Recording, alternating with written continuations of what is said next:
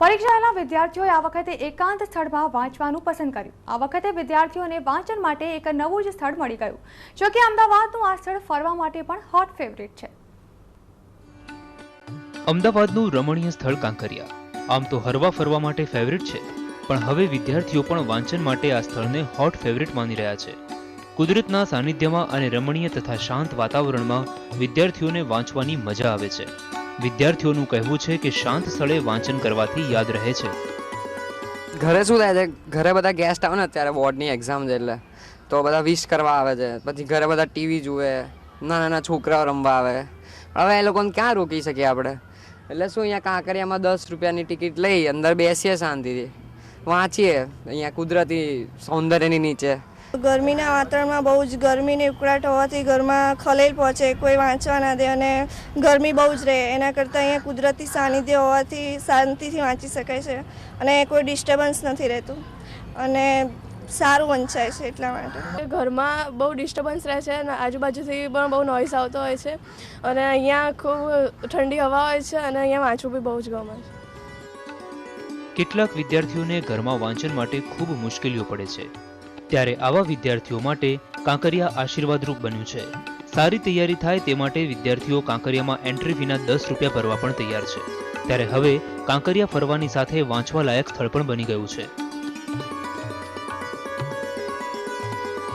અત્યારે રોજ આપણે જોઈએ તો ટોળે વિદ્યાર્થીઓના સિન્સિયર બનીને ફરવાલાયકનું જે પિકનિકનું જે સ્થળ હતું એના બદલે હવે આ કાંકરિયા એ વાંચવાલાયક સ્થળ, એક લાઇબ્રેરીની જગ્યા પહેરે એવું કંઈક વાતાવરણનું સર્જન થયું છે।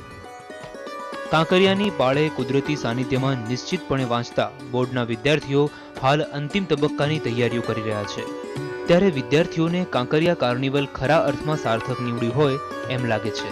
જો કે વિદ્યાર્થીઓ એટલું જ ઈચ્છી રહ્યા છે કે પરીક્ષા દરમિયાન જો તેમને ફ્રીમાં એન્ટ્રી આપવામાં આવે તો સોનામાં સુગંધ પડી જાય।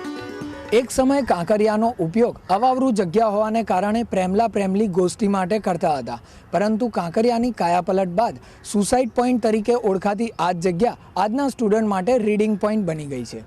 કેમેરામેન પંકજ સાથે જિગ્નેશ પટેલ, TV9 અમદાવાદ। પરીક્ષા પહેલા કેટલાક વિદ્યાર્થીઓ વાંચવામાં વ્યસ્ત છે તો કેટલાક બાધા અને માનતાઓમાં। વિદ્યાર્થીઓ સારા પરિણામ માટે ઈષ્ટદેવને પૂજી રહ્યા છે। શું કહી રહ્યા છે આ વિદ્યાર્થીઓ પરીક્ષા પહેલા? આવો સાંભળીએ। રાખી છે કે જ્યાં સુધી હું 10માં પાસ નહીં તો ત્યાં સુધી પકોડી હું ખાઈશ નહીં અને પરીક્ષા પત્યા પછી મંદિરે ખુલ્લા પગે દર્શન કરવાની મેં બાધા રાખી છે। જી હા, આવી જ કંઈક બાધાઓ રાખી રહ્યા છે વિદ્યાર્થીઓ। પરીક્ષામાં પાસ થવા માટે વિદ્યાર્થીઓ ભગવાનના શરણે પહોંચી ગયા છે અને અવનવી બાધા રાખી ભગવાનને રીઝવી રહ્યા છે। હવે સાંભળો બીજી એક વિદ્યાર્થીનીની બાધા, જેણે ભગવાન સામે કંઈક આવી બાધા રાખી છે। જ્યાં સુધી પરીક્ષાનું રિઝલ્ટ ના આવે ત્યાં સુધી હું સિરિયલો નહીં જોઉં। સિરિયલો ના જોવી એ જ મારા માટે તો બાધા સમાન છે। કેટલાક વિદ્યાર્થીઓ પૂજન તો કેટલાક ઉપવાસની તો કેટલાક અંબાજી, ડાકોર જેવા સ્થળોએ પગપાળા દર્શન કરવા જવાની બાધાઓ રાખી છે। ભાઈ પરીક્ષા છે એટલે મહેનત ફળે તે માટે માનતા રાખવામાં આવે તેમાં ખોટું શું? સાંભળીએ વિદ્યાર્થીઓને। શેત્રુંજય જવાની, અંબાજી જવાની, એ બધી અલગ અલગ બાધાઓ રાખતા હોય છે, પણ મેં બધા કરતાં અલગ રાખી છે। મને વાળોનો બહુ શોખ છે, પણ મેં એવી બાધા રાખી છે કે જ્યાં સુધી રિઝલ્ટ નહીં આવે ત્યાં સુધી હું વાળ નહીં કપાવું। વિદ્યાર્થીઓ ભણતરના ભારમાં પ્રભુને ભાગીદાર બનાવી રહ્યા છે અને પાણીપુરી, આઈસ્ક્રીમ અને સિરિયલો ન જોવા જેવી બાધાઓ રાખી રહ્યા છે। જો કે વિદ્યાર્થીઓ આ માન્યતા સાથે મહેનતને તેટલી જ મહત્વની ગણાવી રહ્યા છે। તેથી જ TV9 તમામ વિદ્યાર્થીઓને કહી રહ્યું છે, ઓલ ધ બેસ્ટ।